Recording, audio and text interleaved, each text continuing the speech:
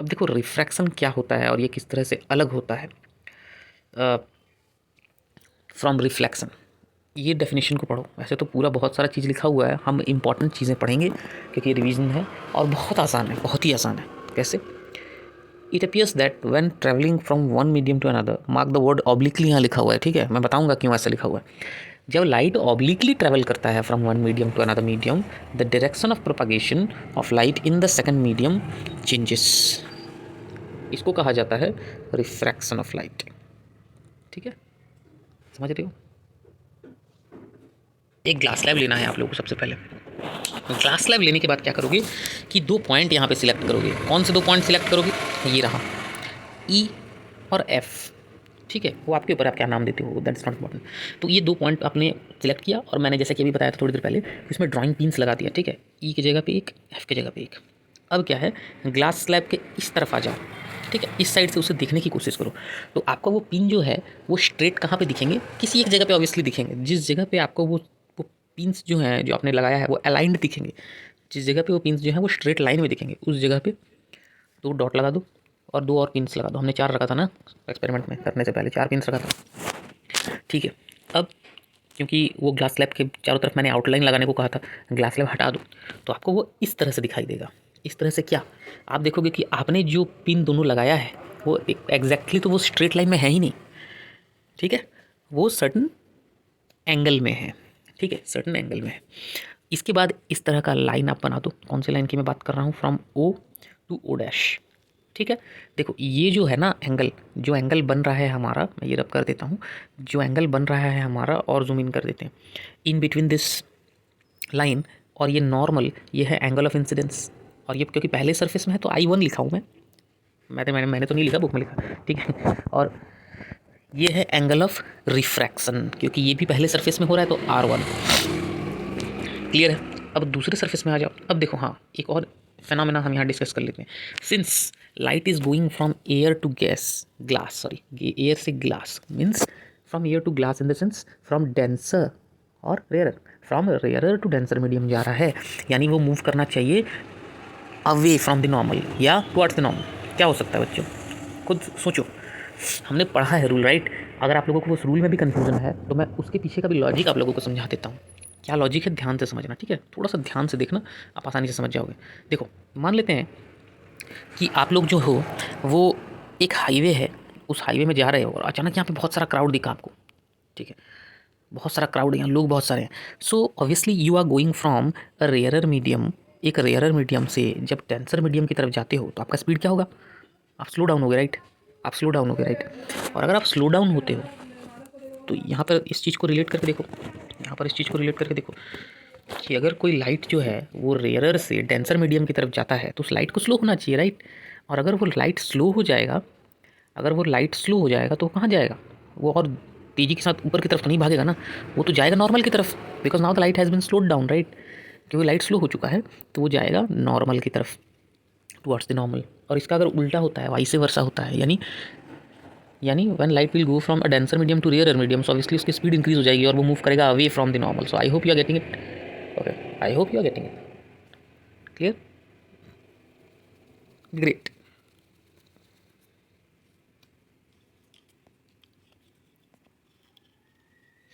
Okay, now so let's proceed. अब आगे बढ़ते हैं।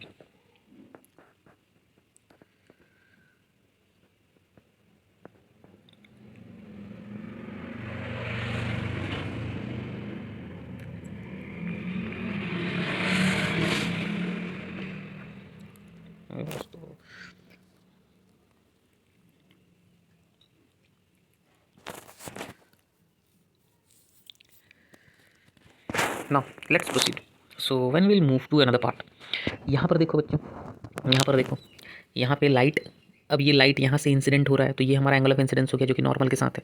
ठीक है, ये हमारा एंगल ऑफ रिफ्रैक्शन हो गया। ठीक है, समझ पा रहे हो? अब यहाँ पर इसने क्या किया है कि जो हमारा इनिशियल लाइन था, जिस लाइन पे वो आ रहे थे, जिसमें उन्हें आना चाहिए था, उसको डॉटेड लाइन से कंटिन्यू कर दिया यहाँ पर। और हमको क्लियरली ये पता चला कि जो हमारा रिफ्रैक्टेड रे है, जिसको कि फाइनली हम इमरजेंट रे भी कह सकते हैं, और जो हमारा लाइन जिस पे उसको आना चाहिए था, suppose to be, right, we can use this word because when light was suppose to be coming from that part. Okay, ये दोनों पैरेलल है, पैरेलल क्यों है? पैरेलल इसलिए है क्योंकि बेंडिंग हमारा इक्वल अमाउंट में हो रहा है, ठीक है। लाइट अगर बेंड होता है towards the normal in certain amount, तो वो अवे फ्रॉम द नॉर्मल भी सेम अमाउंट में हो जा रहा है ना, तो पैरेलल ही होगा फिर। Yes, so this is the reason, okay. इसलिए वो पैरेलल हो जाता है, और यही फेनोमेना है जो ग्लास स्लैब में रिफ्रैक्शन को बहुत अच्छे से बताता है हमें। तो वो आप समझ गए होंगे मेरे ख्याल से अच्छे से, ओके। नाउ यहाँ मैं फिर भी अंडरलाइन कर देता हूँ, हाईलाइट कर देता हूँ। Refraction is due to change in speed of light as it enters from one transparent medium to another medium, okay, ठीक है। और इन सब चीज़ों से ना हमें एक चीज़ ये पता चलता है कि रिफ्रैक्शन के भी कुछ लॉज हैं। क्या लॉज हैं, ध्यान से समझना। जो इंसिडेंट रे होगा, जो रिफ्रैक्टेड रे होगा, और जो नॉर्मल होगा, ठीक है, तो ऑब्वियसली दोनों मीडियम के बीच at the point of incidence all lie in the same plane. मैं आपको प्रूफ दे देता हूँ, ठीक है। देखो, जो इंसिडेंट रे है, जो रिफ्रैक्टेड रे है, मैं बाकी कर देता हूँ। जो इंसिडेंट रे है, जो रिफ्रैक्टेड रे है, और जो नॉर्मल है, ये सभी एक प्लेन में है, राइट। सभी एक प्लेन में। और सेकंड लॉ बहुत इंपॉर्टेंट है। रिफ्रैक्शन का सेकंड लॉ सबसे इंपॉर्टेंट लॉ है जहाँ तक लाइट की मैं बात करूँ तो, ठीक है ना, ऑप्टिक्स सेक्शन में फिजिक्स का। Ratio of sine of angle of incidence, angle of incidence का जो साइन होगा और एंगल ऑफ रिफ्रैक्शन का जो साइन होगा, इन दोनों का रेशियो हमेशा कांस्टेंट होगा। समझ में आ रही है बात? Means sine i by sine r equals to constant. और आप लोग साइन कॉस टेन कॉट ये सब पढ़ रहे हो मैथ्स में ऑलरेडी, ट्रिग्नोमेट्री इस साल इंट्रोड्यूस हुआ है 10th में, तो आप लोगों का आइडिया है, ठीक है। और इस लॉ का एक पर्टिकुलर नाम है जिसको कहते हैं स्नेल्स लॉ, ठीक है, क्लियर है, ठीक है। कुछ इंपॉर्टेंट चीज़ मैं इसके बारे में बता देता हूँ जो कई बार इग्नोर हो जाता है बच्चों से, ठीक है।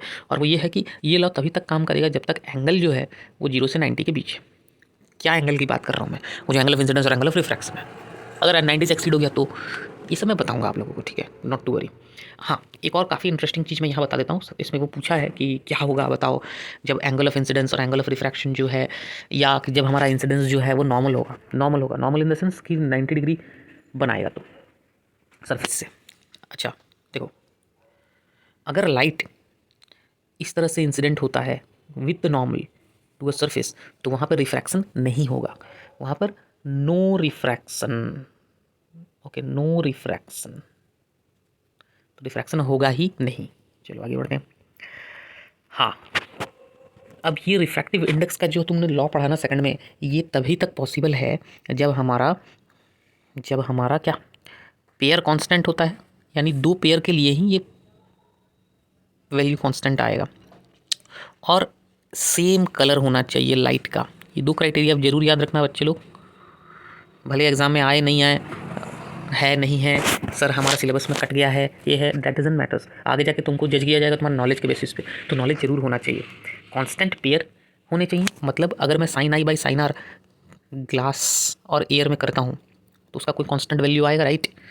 और अगर मैं यहाँ से एयर हटा के बोल दूंगा कि नहीं भाई sine i by sine r जो है वो मैं ग्लास और वाटर में करूँगा, तो ये वैल्यू कांस्टेंट नहीं रहेगा, ये वैल्यू चेंज हो जाएगा, ठीक है, ये दूसरा वैल्यू आएगा, ठीक है। चलो आगे बढ़े। So what exactly is refractive index?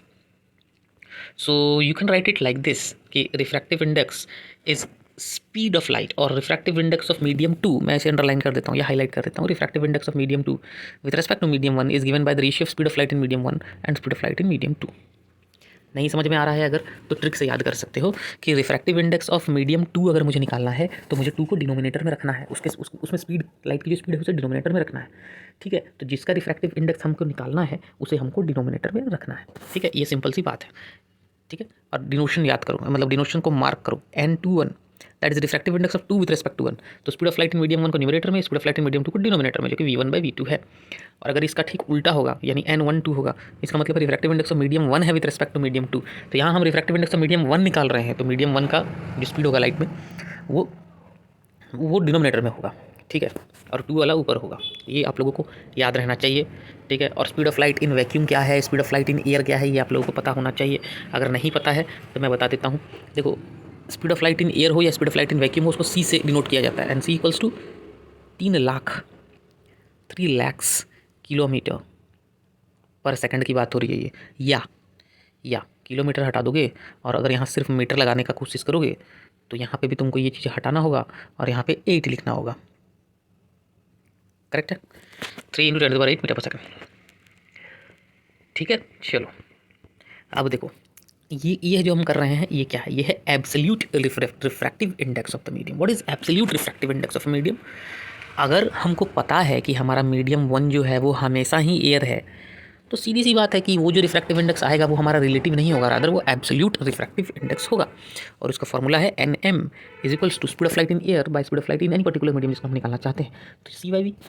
ठीक है, तो N इक्वल्स टू CYV, ये फॉर्मूला भी कंठस्थ होना चाहिए, where N is what refractive index of a particular medium M। ठीक है, C स्पीड ऑफ लाइट है और V वेलोसिटी या speed of light in that particular medium कह सकते हैं।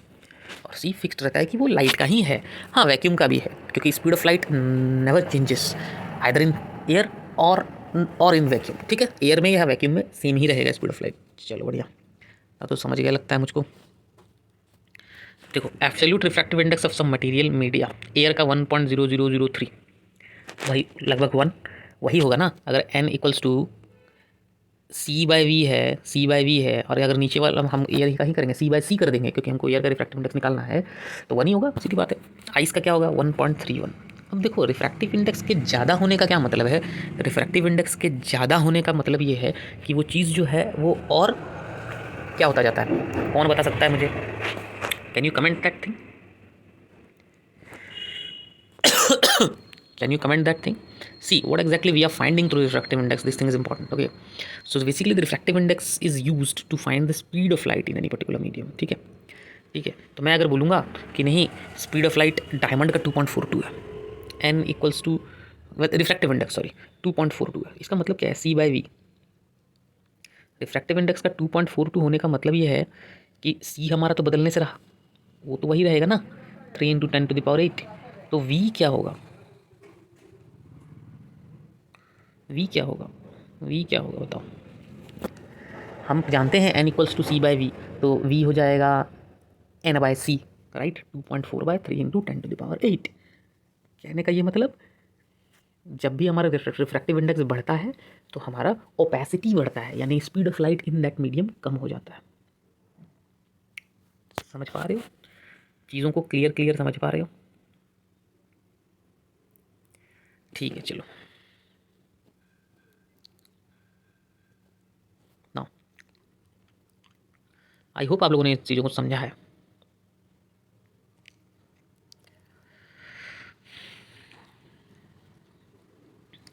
फिर भी मैं एक बार इसे हाईलाइट करके बता देता हूँ। Refractive index of water is 1.33। इसका मतलब क्या है कि ratio of speed of light in air and speed of light in water is equals to 1.33। ठीक है, the refractive index of crown glass is 1.52। इसका मतलब क्या है कि refractive index of speed of light in air and speed of light in crown glass is 1.52। ठीक है, चलो आगे बढ़ते हैं। अ ray of light travelling in air enters obliquely into water. Obliquely enter करता है, ऑब्लिकली एंटर करने का मतलब ये वाटर सरफेस है, तो इस तरह से ऐसा। Does the light ray bend towards the normal? देखो, एयर से वाटर में एंटर कर रहा है ना, तो it's entering from rare medium to denser medium, so obviously it will bend, yes, towards the normal. Okay, हाँ, क्वेश्चन पूछा है does the light ray bend towards the normal, yes, or away from the normal? No, obviously it will bend towards the normal. Why? There is the only reason for that, right? We already हमने किया है, when light travels from rarer to denser medium, so it will bend towards the normal, that's all. Light enters from air to glass having refractive index 1.50. ठीक है भाई, ठीक है, refractive index light का दे दिया है 1.50, बोला है एयर से ग्लास की तरफ जा रहा है। What is the speed of light in glass? The speed of light in vacuum is 3 × 10⁸ metre per second. क्या है बताओ, ये सवाल में क्या है? तुम जानते हो कि N इक्वल्स टू C/V है, तुम्हारे पास क्या बोला है, what is speed of light in glass? Speed of light in glass यानी कि तुमको V निकालना है, C ऑलरेडी दिया हुआ है 3 × 10⁸ और रिफ्रैक्टिव इंडेक्स दिया हुआ है, तो N दिया है, C दिया है, V निकालने में तो कोई दिक्कत नहीं होनी चाहिए मेरे हिसाब से, क्योंकि सिंपली आप करोगे C/V दैट इज 3 × 10⁸ बाय 1.50। देखो सॉरी, इस तरह के कैलकुलेशन कैसे करेंगे मैं तुमको थोड़ा सा क्लियर करके बता देता हूँ, बहुत बच्चे इसमें कन्फ्यूज़ होते हैं। ठीक है, कैलकुलेशन कैसे करोगे? 1.50 बाय 3 × 10⁸, यही है ना, हमारा रिफ्रैक्टिव इंडेक्स है 1.50 और हमारा जो स्पीड ऑफ लाइट है वो है 3 × 10⁸। क्यों? क्योंकि हम जानते हैं N इक्वल्स टू C/V होता है, हमको V निकालना है, तो V equals to N/C, right. तो अब देखो 1.50 जो है, एक सेकंड गड़बड़ हो गई हो, गड़बड़ ये हो गई है कि हमारा N इक्वल्स टू C/V होता है, राइट, तो V इक्वल्स टू C/N होगा ना, ठीक है, C/N होगा ना, यानी कि v इक्वल्स टू c यानी कि 3 × 10⁸ बाय n यानी कि 1.5। अब हम सब जानते हैं कि 1.5 को डबल करेंगे तो 3 होता है। ये कैलकुलेशन तो बड़ा ही आसान था। 2 × 10⁸ मीटर पर सेकंड, ये स्पीड है उस मीडियम में लाइट की, यानी ग्लास में। चलो, the medium having highest optical density, table से देख के तुमको बताना है। Also find the medium with lowest optical density, तो ये आप लोग आसानी से टेबल में देख के बता सकते हो। You are given kerosene, turpentine and water, in which of this does the light travels fastest, use the information given in table. देख लो भाई टेबल में और अपने आप बता दोगे कि लाइट किसमें सबसे ज़्यादा फास्टेस्ट ट्रैवल करता है। चलो आओ देख लेते हैं टेबल में क्या क्या था हमारे पास। उसमें क्या बोला गया था, टर्पेंटाइन है, अल्कोहल है, केरोसिन है, right. Yes, turpentine, kerosene and water. Water था, पानी था, ठीक है, अल्कोहल नहीं है, पानी है। तो चेक कर सकते हैं, वाटर का 1.33 है, केरोसिन का 1.44 है, टर्पेंटाइन का 1.47। तो सबसे तेज लाइट जो है वो वाटर में ट्रैवल करेगा और सबसे स्लो टर्पेंटाइन में ट्रैवल करेगा, राइट। आराम से लिख सकते हो, that's not an issue. The refractive index of diamond is 2.42। What is the meaning of this statement? Meaning of this statement is the ratio of speed of light in air to speed of light in diamond is 2.42। ठीक है, समझ में आ रही है बात? यानी light air में दुगने लगभग 2.5 गुना ज़्यादा तेज़ी से ट्रैवल कर रहा है जितना कि वो डायमंड में कर रहा है। तो कहने की सीधी बात है कि लाइट डायमंड में कम ट्रैवल कर रहा है, ठीक है। तभी तो हम C/V का रेशियो इतना देख रहे हैं ना, क्योंकि C का वैल्यू 2.5 गुना हो गया, तभी तो उनका रेशियो 2.5 है। मेरी बातों को समझ पा रहे हो? N = C/V। क्यों ये 2.5 है? क्योंकि C का वैल्यू 2.5 गुना है, मैं 2.5 कह रहा हूँ, एग्जैक्ट वैल्यू कुछ और है, आपको समझाने के लिए कह रहा हूँ, ठीक है। लिख मत देना, और लिख देना कोने में बगल में कि विवेक सर, फंस जाऊँगा, ठीक है। इसलिए now refraction by spherical lenses. अब तक तो हमने मिरर्स के बारे में पढ़ा, बट अब हम लेंसेस के बारे में पढ़ेंगे। लेंस और मिरर में कोई खास फ़र्क होता नहीं है, वैसे तो बहुत फ़र्क होता है, ठीक है, पर कोई खास फ़र्क नहीं होता है। तो समझ पा रहे हो आप लोग? कहने का ये मतलब है कि मिरर में एक सरफेस स्फेरिकल होता है और उसी से हम डील करते हैं, राइट। लेकिन लेंस में 2 सरफेस स्फेरिकल होता है और उनसे हम डील कर रहे होते हैं। जैसे ये देख रहे हो, ये एक कर्व्ड सरफेस है, एक और कर्व्ड सरफेस आ गया, ठीक है, करेक्ट। तो यहाँ पर मैं क्या कह सकता हूँ, इसे ऐसे अगर स्पेसिफिकली देखो ना, तो ये डबल कन्वेक्स लेंस है, ठीक है, सॉरी, डबल कन्वेक्स लेंस है, पर इसे हम एज ए जनरल इसको हम कन्वेक्स लेंस ही कहते हैं, क्योंकि 2 सरफेस है ना इसके, 2 सरफेस हैं इसके, राइट।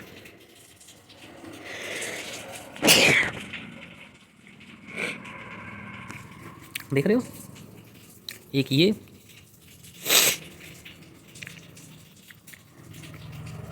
एक ये और एक ये।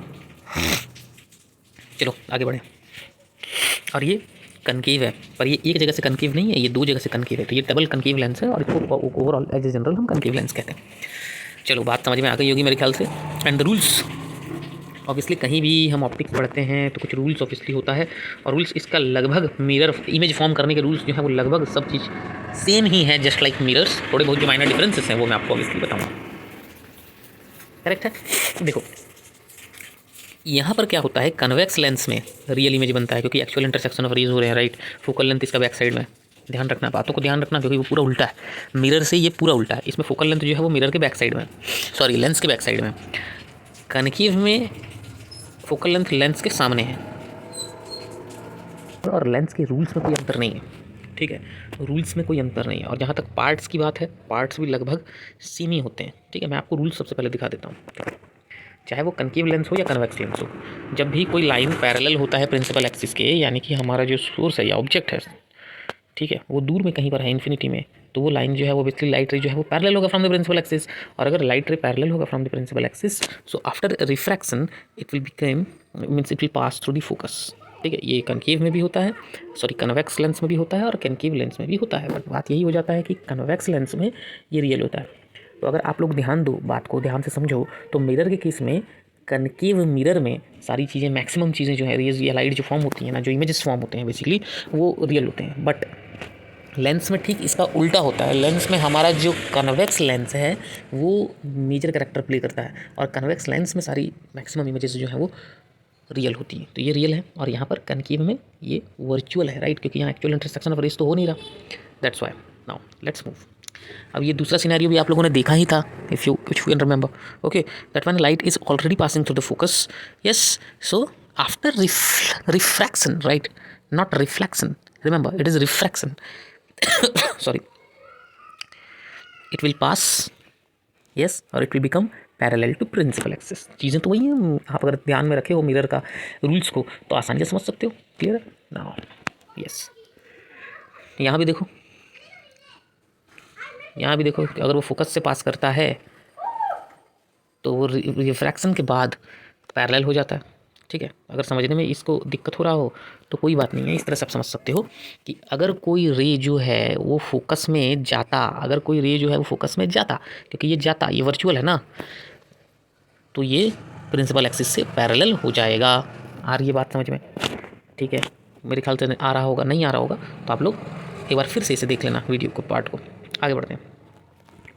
ना दिस इज़ रियली इंटरेस्टिंग कि हमने पढ़ा था, आप लोग को अगर याद हो, ठीक है भाई, बच्चों से पूछ लेना भी जरूरी होता है, आजकल बच्चे याद नहीं रखते चीज़ों को, ठीक है, कि मिरर में कनकेव हो या कन्वेक्स में हम लोगों ने पढ़ा था।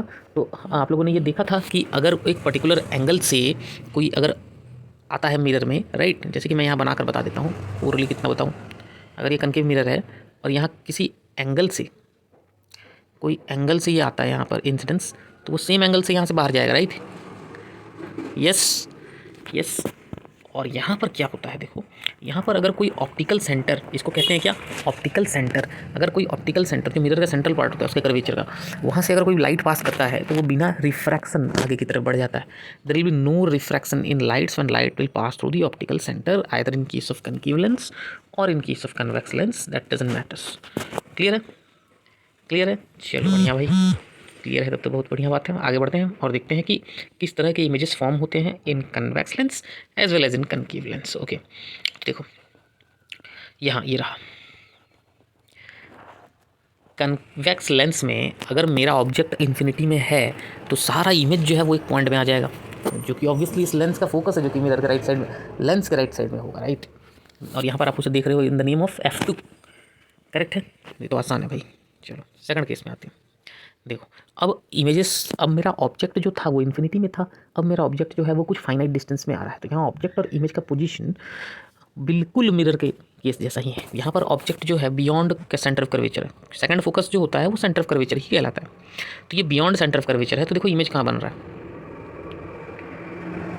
इमेज कहाँ बन रहा है, बिटवीन F2 एंड 2F2, यानी कि बियॉन्ड फोकस बन रहा है। अगर ये सेंटर ऑफ कर्वेचर के बियॉन्ड है, लेफ्ट साइड में है, तो हमारा इमेज कहाँ बन रहा है, सेंटर ऑफ कर्वेचर के अंदर ही बन रहा है, राइट साइड वाला सेंटर ऑफ कर्वेचर की मैं बात कर रहा हूँ। क्योंकि भाई तुम बोलोगे, कोई बच्चा बोलेगा सर दो सेंटर कहाँ से आ गया, दो कर्वेचर है ना, एक कर्वेचर यहाँ है, एक कर्वेचर यहाँ है, तो इसके राइट साइड में जो सेंटर ऑफ कर्वेचर है, जो कि उसका हम कह सकते हैं कि जो, हाँ, राइट साइड में है, उसके पहले ही आ रहा है ये, समझ पा रहे हो। यानी यहाँ से जब तुम आगे बढ़ने लगते हो, यहाँ देखो अब ऑब्जेक्ट था beyond centre of curvature in the left hand side, जो कि अब आ गया object direct centre of curvature में, तो अगर वो इस सेंटर ऑफ कर्वेचर में होगा तो सीधी सी बात है इमेजेस भी सेंटर ऑफ कर्वेचर में होगा। मुझे ये बताना ज़रूरी है, इसलिए मैं इस चीज़ को हाईलाइट कर रहा हूँ यहाँ पर, कि जब हम इमेजेस के बारे में पढ़ रहे थे तो वहाँ पर भी जो इमेज बन रहा था, राइट, जब ऑब्जेक्ट हमारा सेंटर ऑफ कर्वेचर में था तो हमारा इमेज भी सेंटर ऑफ कर्वेचर में था। आप लोगों को याद होना चाहिए क्योंकि बहुत इंपॉर्टेंट चीज़ है। ठीक है, चलो आगे बढ़े। अब देखो यहाँ पर ऑब्जेक्ट जो है वो मेरा आगे बढ़ गया सेंटर ऑफ कर्वेचर से, और वो आ गया in between first focus and second focus, बीच में आ गया। तो इमेज मेरा जो बनेगा, क्योंकि ऑब्जेक्ट बढ़ते जा रहा है ना अंदर की तरफ, तो मेरा इमेज भी तो दूर भागता जाएगा, तो अब इमेज जो बनेगा वो बियॉन्ड सेंटर ऑफ कर्वेचर बनेगा।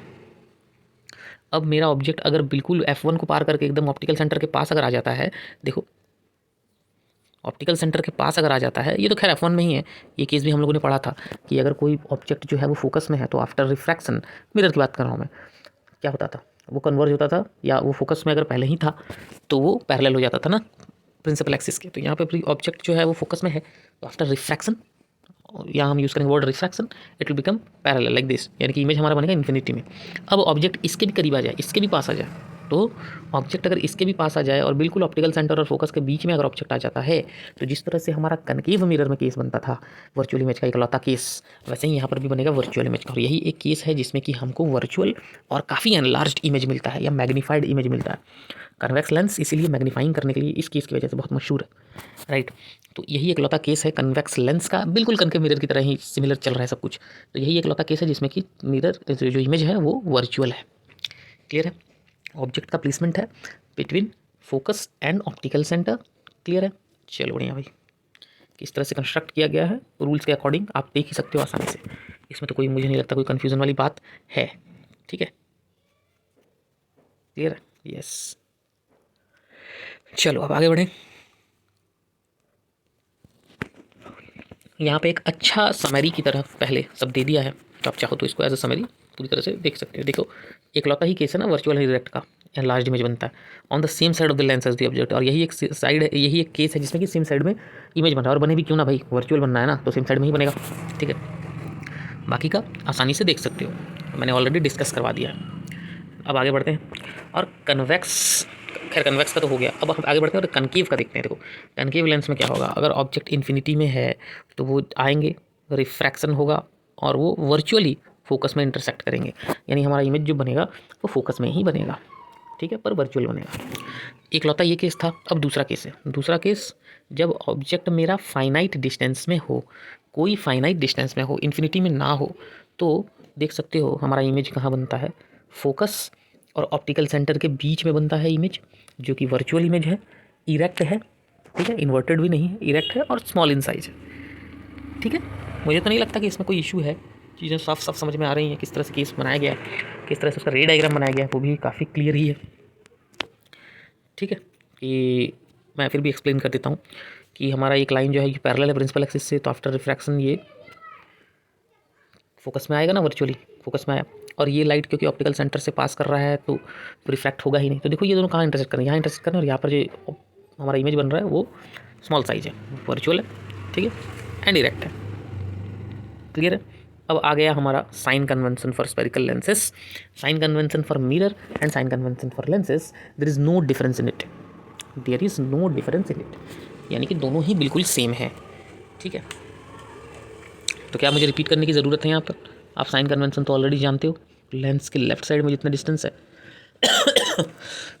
सॉरी, लेंस के लेफ्ट साइड में जितना डिस्टेंस होगा वो सारा नेगेटिव होगा, लेंस के राइट साइड वाला सारा पॉजिटिव होगा। ये प्रिंसिपल एक्सिस के ऊपर वाला सारा पॉजिटिव होगा, प्रिंसिपल एक्सिस के नीचे वाला हाइट सारा नेगेटिव होगा। डन, बस। ठीक है, आसान है।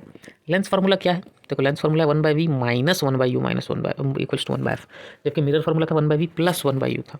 ठीक है, अब इसमें जब तुम मैग्नीफिकेशन देखते हो तो एक चीज़ तुमको ये ध्यान रखना पड़ता है, जरूरी है, इसलिए मैं कह रहा हूँ रखना पड़ता है, कि मैग्नीफिकेशन का फॉर्मूला तो वही है कि height of image by height of object, चाहे उसको h'/h लिखो, चाहे उसको h2/h1 लिखो, कुछ भी लिखो, that denotion doesn't matters. Okay, if the concept is clear then denotion doesn't matters. Second one is magnification का जब मैं रिलेशन बनाना चाहूँगा with height of image, height of object as well as distance of object, distance of image, यानी कि v और u के साथ, तो ये फॉर्मूला होगा मैग्नीफिकेशन इक्वल्स टू v/u, या magnification equals to h'/h that is equals to v/u। अगर जिन बच्चों ने मेरे वीडियो को बहुत ध्यान से देखा है उनको आसानी से समझ में आ जाएगा कि भाई मिरर में ये था h'/h equals to minus v/u, whereas in case of lens it's not minus v/u, it is only v/u। बस इसको यूज़ करके न्यूमेरिकल्स करने हैं, काम खत्म। यस, न्यूमेरिकल्स करना है, वही तो सबसे ज़्यादा आने के चांसेस हैं इस चैप्टर से। पहला क्वेश्चन पकड़े, चलो बढ़िया। एक कनकेव लेंस है जिसका फोकल लेंथ 15 दिया हुआ है। ठीक है, इसका फोकल लेंथ ऑलरेडी मैंशनड है। At what distance the object from the lens be placed, यानी ऑब्जेक्ट डिस्टेंस निकालना है, so that it forms an image at 10 centimetre from the lens, ताकि इमेज बने 10 centimetre from the lens. Also find the magnification produced by the lens. क्योंकि यहाँ पर concave lens का बात किया जा रहा है, तब से कनकेव लेंस का बात किया जा रहा है। हाँ, और ऑब्जेक्ट डिस्टेंस, इमेज डिस्टेंस, ये सब फाइनाइट डिस्टेंस में किया जा रहा है। तो आप लोगों को याद होगा इमेज कहाँ बन रहा था कनकेव लेंस में, अभी तो हमने किया था जस्ट, मिरर के लेफ्ट साइड में या लेंस के लेफ्ट साइड में बन रहा था, राइट, यहाँ पर। ठीक है, यहाँ पर बन रहा था ना, कह सकते हैं हम कि फोकस और ऑप्टिकल सेंटर के बीच। ठीक है, यहाँ पर बन रहा था, चलो सही है। तो इमेज डिस्टेंस ऑलरेडी गिवन है -10, focal length -15, object distance u निकालना है। आप लोग फॉर्मूला जानते हो, 1/v minus 1/u equals to 1/f। ठीक है, तो वैल्यू पुट कर सकते हैं आसानी से, वैल्यू पुट कर सकते हैं बहुत आसानी से, 1/v minus 1/u equals to 1/f, and finally answer आएगा -30। तो हमारा जो ऑब्जेक्ट का डिस्टेंस है वो है -30। मैग्नीफिकेशन हम जानते ही हैं v/u होता है, तो v भी तुमको पता है, u भी तुमको पता है, मैग्नीफिकेशन निकल जाएगा। तो मैग्नीफिकेशन में अगर वैल्यू पॉजिटिव है तो इसका सीधा मतलब है कि हमारा जो इमेज है वो इरेक्ट है, सीधा है, वर्चुअल है, राइट। इरेक्ट में बोला था ऑलरेडी आप लोगों को ये बात कि अगर प्रिंसिपल एक्सिस के ऊपर हेड जाता है तो वो पॉजिटिव होगा हमेशा। एंड सिंस मैग्निफिकेशन इज 0.33 जो कि होता है फ्रैक्शन में 1/3 लिखा भी हुआ है जो कि इसका मतलब इमेज जो है वो 1/3 है पूरे ऑब्जेक्ट का, क्योंकि मैग्निफिकेशन 1/3 है तो इमेज 1/3 है। क्लियर है, बढ़िया। मतलब समझ पा रहे हो कि इसका क्या है। ये ऑब्जेक्ट का हाइट दिया हुआ है। अब ये आपके ऊपर डिपेंड करता है कि आप डिनोशन क्या लेते हो, ठीक है। तो ये 2 सेंटीमीटर टॉल ऑब्जेक्ट को आपके बुक में जैसे एनसीईआरटी में दिया गया है h'/h होता है ना मैग्निफिकेशन, तो यानी कि ये ऑब्जेक्ट है h, यानी h का वैल्यू दिया हुआ है। क्लियर है, तो h का वैल्यू गिवन है। इसके साथ साथ इस placed perpendicular to the principal axis of a convex lens of focal length भी दिया हुआ है, ठीक है। Distance of object from lens is 15 centimetre दिया हुआ है। लेंस से ऑब्जेक्ट का दूरी 15 सेंटीमीटर दिया हुआ है, तुमको निकालना है। देखो ध्यान से देना, देखना ये कन्वेक्स लेंस है, ठीक है। सारा चीज़ सामने हो रहा है, तो ये 15 जो है ये -15 होगा, राइट, ठीक है। Find the nature, position, size of the image. देखो ये चीज़ें जो है ये जितना क्वेश्चंस करते जाओगे उतना तुमको अपने आप आइडिया आते जाएगा, और उसका मैग्निफिकेशन भी तुमको निकालना है। यहाँ पे वैल्यू गिवन है h, सिर्फ h, f गिवन है। तुम बोलोगे सर करें कैसे, ठीक है। मैग्निफिकेशन भी निकालना है, -v/u होता है, राइट, मैग्निफिकेशन। यस, क्या लेंस में भी -v/u होता है? ये मैंने ऑब्वियसली आप लोगों को क्लियर किया था। देखो क्या क्या दिया हुआ है। हाइट ऑफ ऑब्जेक्ट 2, क्यों प्लस लिखा हुआ है? मैंने बताया था ना कि प्रिंसिपल एक्सिस के ऊपर वाले जा रहा सारा डिस्टेंस जो होते हैं वो पॉजिटिव होते हैं, ये मैं बता रखा हूँ तुमको, ठीक है। Yes, okay. फोकल लेंथ देखो +10, object distance -15, great, very good. समझ में आ रही है बात ना? अब साइन कन्वेंशन समझ में आ रहा है, क्योंकि फोकल लेंथ जो है वो सामने है इसलिए वो माइनस है, ठीक है। ठीक, ऑब्जेक्ट डिस्टेंस सॉरी वो सामने है इसलिए वो माइनस है। पर यहाँ देखो फोकल लेंथ जो है वो 10 है, क्यों है? मतलब कन्फ्यूज़ नहीं होना है, चीज़ों को ध्यान से समझो। यहाँ पर पहले वैल्यू में पुट करो 1/v = 1/u + 1/f। आप f में फोकल लेंथ में क्यों बार बार पुट कर रहे हैं हम पॉजिटिव? आप देखो लेंस में जानते हो ना, लेंस में ये मिरर थोड़ी है, ये लेंस है। तो आप जान रहे हो कि लेंस में जब ऑब्जेक्ट यहाँ रहेगा तो इमेजेस तो इस तरफ ही बनेंगे, तो हमको तो इसी फोकस से लेना देना है, राइट। तो इसीलिए वो फोकस पॉजिटिव होगा, ठीक है। आई होप सभी बच्चे समझ रहे हैं जो इस वीडियो को देख रहे हैं। मेरे हिसाब से देखो कंसेप्चुअल क्लैरिटी सबसे इंपॉर्टेंट चीज़ है, इसलिए मैं इतना बताने की कोशिश करता हूँ डीप में जाके। इमेज डिस्टेंस v कैसे निकालोगे आप, ठीक है। इमेज डिस्टेंस v कैसे निकालोगे? फॉर्मूला से निकालेंगे, क्योंकि f भी पता है, u भी पता है, तो v निकल जाएगा 1/v - 1/u = 1/f, ठीक है। करो। अब ये मत बोलना मुझको कि सर रैशनल नंबर को कैसे प्लस माइनस करते हैं, फ्रैक्शंस को वो नहीं पता, वो पता होना चाहिए भाई, ठीक है। तो इसके बाद v आ गया 30। अब देखो v पॉजिटिव आ रहा है ना, क्योंकि हमारा इमेज जो है वो कहाँ बनेगा, वो तो बाद में ही बने, मतलब कि लेंस के राइट साइड में ही बन रहा है ना, तो वो तो पॉजिटिव ही आएगा। क्लियर है now? Positive sign shows that the image is formed at a distance of 30 cm on the other side of the optical center. Obviously, we know that. Okay, the image is real and inverted. Obviously, since convex lens is forming this image, so the image will be real as well as the image will be inverted. जो कि आपको cases देखने से automatically समझ में आता होगा। Magnification देखो क्या है फॉर्मूला, v/u है। मैग्निफिकेशन का मतलब h'/h = v/u। आपको h' नहीं पता, यानी साइज ऑफ इमेज नहीं पता, वो निकालना है। h तो पता है, v तो पता है, u तो पता है, ठीक है ना। यानी कि आपको h का वैल्यू, v का वैल्यू, u का वैल्यू तो मालूम है ना, तो आप पुट करो h' का वैल्यू निकालो। क्रॉस मल्टीप्लिकेशन ही तो है नॉर्मली, क्रॉस मल्टीप्लिकेशन करो h' × u = h × v, इस तरह से। तो फाइनली आपका मैग्निफिकेशन भी आ जाएगा जो कि -2 होगा, ठीक है। समझ में आ गया? क्योंकि h' क्या होगा, h × v, h क्या है 2 × 30/-u दैट इज -15, तो 32 = 60, 60/15 क्योंकि -4 हो गया। मैग्निफिकेशन हो गया h'/h यानी कि 30/-15, ठीक है, ठीक है। चलो बढ़िया, तो -2 आ गया। क्लियर है? ये मत सोचना फिर देखो मैग्निफिकेशन में वो h'/h पुट नहीं किया, क्यों नहीं किया?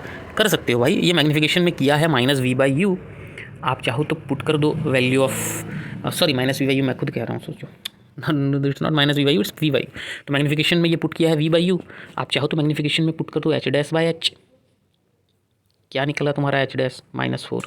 क्या है तुम्हारा h2? क्या आएगा? -2 ही आएगा ना।